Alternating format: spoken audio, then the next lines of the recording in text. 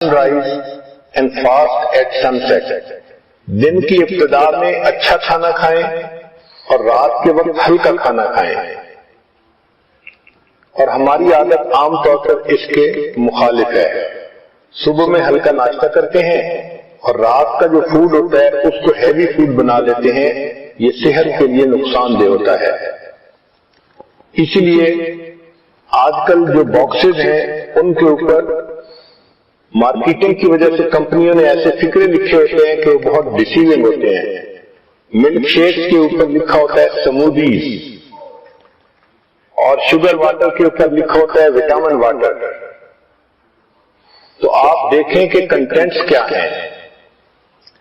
At more early less late nothing after dinner. پھر whole fruit is better than juice. آج کل چونکہ juice easily available ہے تو عورتیں جوس پینا پسند کرتی ہیں بنسبت فروٹ کھانے کے.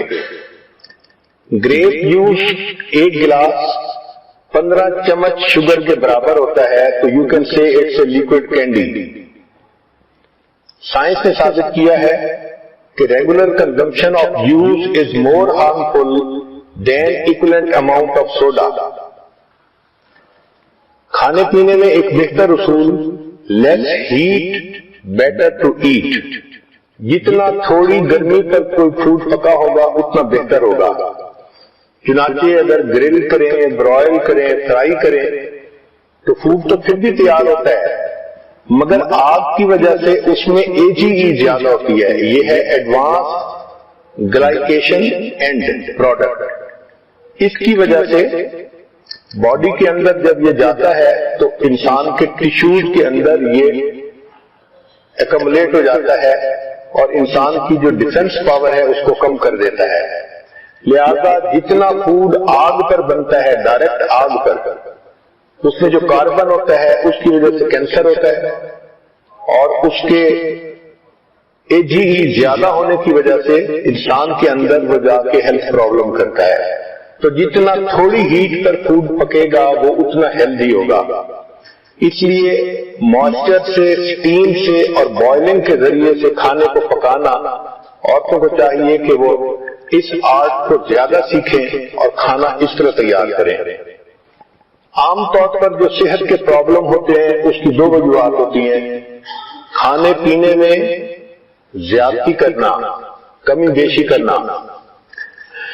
چنانچہ حدیث مبارکہ میں زیادہ کھانے کو ناپسند کیا گیا ہے. حدیث مبارکہ ہے ما ملا ابن آدم بیان شرم من بطن, کہ پیٹ کے برتن کے بھرنے سے زیادہ برا اور کوئی برتن نہیں ہے. نبی اسلام نے ارشاد فرمایا کہ حسب للرجل اکلات, کہ بندے کے لیے چند لقمے کافی ہیں یقمن صلبہ, کہ جس سے اس کی کمر سیدھی رہے. ایک حدیث پاک میں نبی اسلام نے ارشاد فرمایا ان اکثر الناس شبعا فی الدنیا اطولهم جوعا فی الاخرہ, کہ جو لوگ دنیا میں اکثر پیٹ بھرے رہیں گے وہ قیامت کے دن اکثر خالی پیٹ رہیں گے. سیدہ صدیقہ رضی فرماتی ہیں ما شبع فی یوم مرتین من خبز بر حتی لاحق اللہ, کہ نبی علیہ السلام نے اپنی نبوت کی زندگی میں ایک دن میں 2 مرتبہ پیٹ بھر کر کھانا نہیں کھایا. نبوت کی پوری زندگی میں ایک دن میں 2 مرتبہ کھانا پیٹ بھر کر نہیں کھایا.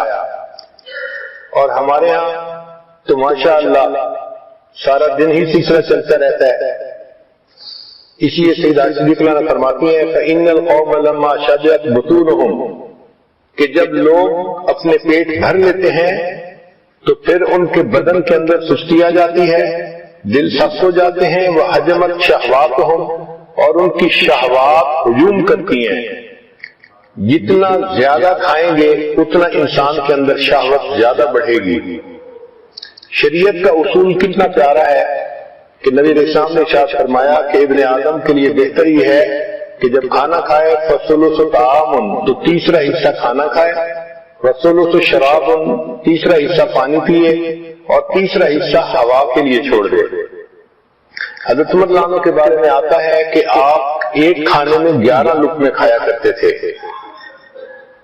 محمد بن واصع فرماتے ہیں من قل طعمہ فہم و افہم، کہ جو بندہ کم کھانا کھاتا ہے وہ بات سمجھتا بھی ہے اور وہ بات سمجھا بھی سکتا ہے۔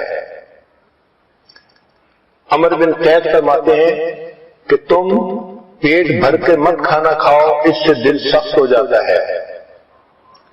ابو ایوب سختیانی رحمۃ اللہ فرماتے ہیں کثرت الاکل داء البدن، کہ زیادہ کھانا بدن کے لیے بیماری ہوتی ہے۔ حسن بصری رحمۃ اللہ علیہ نے ایک بہت خوبصورت بات کی، فرماتے تھے کہ کھانا سیدنا آدم علیہ السلام کے لیے جنت میں ابتلا تھا اور اولاد آدم کے لیے یہ دنیا میں ابتلا ہے۔ اسی کی وجہ سے اکثر لوگ گناہوں کے مرتکب ہوتے ہیں، زیادہ کھانے کی وجہ سے۔ یوسف بن اسباط رحمۃ اللہ علیہ فرماتے ہیں الجوع رأس کل بر فی الارض، زمین پر جو نیکی کی جاتی ہے بھوک ان کی یعنی اس کی بنیاد ہوتی ہے۔ تو جو آدمی بھوکا رہتا ہے وہ زیادہ نیکوں کی زندگی گزار سکتا ہے۔ سیدہ صدیقہ نانا فرماتے ہیں کہ نبی علیہ السلام پر کئی مرتبہ پورا مہینہ ایسا گزر جاتا تھا کہ اسودین سے گزارا ہوتا تھا۔ اسودین کا مطلب دو کالی چیزیں، الماء والتمر، پانی اور کھجور۔ اور آج کل کے نوجوان بھی اسودین پر جیتے ہیں، ایک چاکلیٹ اور ایک پیپسی۔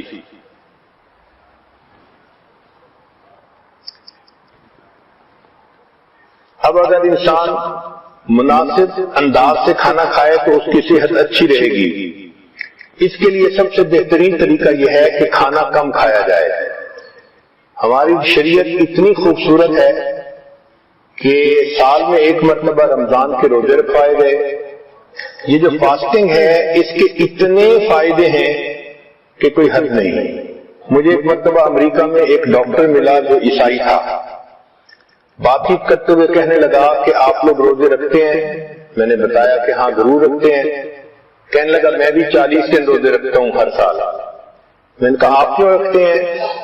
کہنے لگا کہ میں نے اپنی ڈاکٹری میں اس بات پر ریسرچ کی کہ انسان کی ہیلتھ بہتر کیسے ہو سکتی ہے، تو میں نے دیکھا کہ اگر وہ بھوکا رہے تو اس کے جسم سے بیماریاں ختم ہو جاتی ہیں، تو میڈیکل ریزن کی وجہ سے میں 40 دن ہر سال روزے رکھتا ہوں۔ اگر کافر لوگ مادی فائدے کو سامنے رکھ کے ہر سال 40 روزے رکھتے ہیں تو ہم مسلمان تو خوش ہو کے رمضان کے 30 روزے رکھیں کہ اللہ رب العزت نے اس کو عبادت بھی بنایا اور ہمارے لیے بدن کی صحت بھی بنایا۔ روزے کا سب سے بڑا فائدہ یہ ہوتا ہے کہ جو ہم کھانے کھاتے ہیں ان میں سے کچھ چیزیں ٹاکسین ہوتی ہیں، وہ انسان کے بدن کے لیے نقصان دہ ہوتی ہیں۔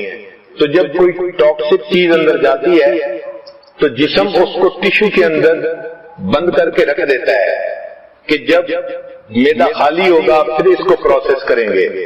اس کی مثال ایسی ہے کہ جیسے عورتیں گھر کے اندر بہت ساری چیزیں ہیں تو شاپر میں ڈال کے ایک طرف پھینک دیتی ہیں، اچھا فارغ ہوں گی تو پھر تسلی سے ان کو سنبھالیں گی۔